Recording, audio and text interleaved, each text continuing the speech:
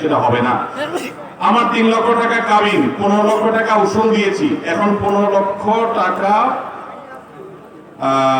বাকি আছে, 13 লক্ষ টাকা 12 লক্ষ টাকা বাকি আছে। আপাতত এই 12 লক্ষ টাকা দেওয়ার সামর্থ্য নাই, এমন অবস্থা আমার করণীয় কি?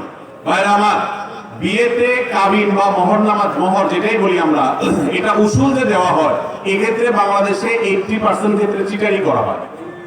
চিটারি বুঝেন কিভাবে করে? ধরেন বাজার করছে 50,000 টাকা, স্বর্ণ গয়না সব মিলে 70-80,000 টাকা হয়তো হয়েছে। তো উসুল লিখতে বললে বলে কত উসুল লিখবো, বলে যে 1 লাখ লেখেন, 1.5 লাখ লেখেন, ছেলে পক্ষের যেমন খুশি এমনি ফিগার বসায় দেয়।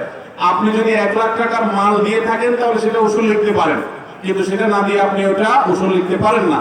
আবার স্ত্রীর পরনের যে পোশাক দিবেন আপনি, ওটা তো আপনাকে এমনি দিতে হবে, ওইটা আপনি মোহরের মধ্যে ধরে উসুল ধরা দিলেন, সেটা কিন্তু জায়েজ হবে। আমরা মেয়েদেরকে অনেকভাবে ঠকাই। যাই হোক, উসুল যেটা দিয়েছেন এটার পরে বাকিটা যে বাকি আছে এটা দিতে হবে। এটা যদি দিতে না পারেন, আমি বিভিন্ন সময় বলি, দিতে না পারলে এটা ধরছে যখন, তখন কথা বলেন নাই কেন? তখন বলেন নাই কেন যে এত টাকা মোহর ধরিয়েন না, আপনাদের হাতে ধরি পায়ে ধরি, এটা আমি দিতে পারবো না, আমি গরিব মানুষ। তখন তো ভাবসাব নিছেন, হ্যাঁ ধরেন, অসুবিধা নেই, কিন্তু আপনি এখন দিতে পারছেন না। তো ফান্দে পড়িয়া বগা কান্দে রে। এই অবস্থায় আপনার উপায় হলো বইয়ের হাতে পায়ে ধরে মাপ চেয়ে মাপ নেওয়া, আর কোনো উপায় নেই। যদি মাপ চাইতে অসুবিধা মনে করেন, তাহলে বউর সাথে চুক্তিতে আসবেন, তোমার হাঁড়ি পাতি কাপড় চোপড় এগুলো ধুয়ে দিব, তুমি এটার জন্য একটা অনারিয়াম ধরো এবং এখান থেকে কাটতে কাটতে আমার মোহর পরিশোধ করো। এছাড়া তো আর কোনো উপায় নেই। অর্থাৎ বউকে আপনি কনভিন্স করে মাপ চাইতে হবে। সে যদি বলে ঠিক আছে তুমি গরিব মানুষ, আমি ছাড় দিয়ে দিলাম এত, বাকিটা তুমি কিস্তিতে শোধ করো বা আমার কাজ করে শোধ করো বা আস্তে আস্তে দিও, তাহলে সেটা জায়েজ হবে, অন্যথায় কিন্তু জায়েজ হবে না।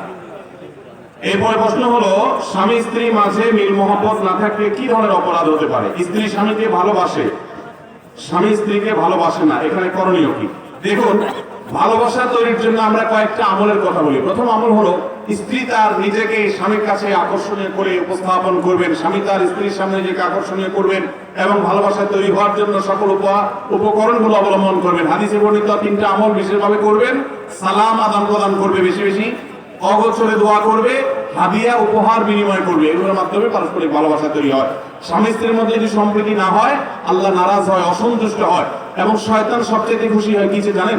সহিহ মুসলিমের একটা হাদিস শুনেন, নবী করিম সাল্লাল্লাহু আলাইহি সাল্লাম বলেছেন, শয়তান তার আরশ, তার সিংহাসন পানির উপর রাখে এবং তার সদস্যদেরকে ছেড়ে দেয় আকাম করার জন্য, শয়তানি করার জন্য, মানুষকে দিয়ে গুনাহ করানোর জন্য। এক একজন এক এক গুনাহ করে এসে যখন শয়তান বড় শয়তানের কাছে হিসাব দেয়, বড় শয়তান তখন জিজ্ঞাসা কি করে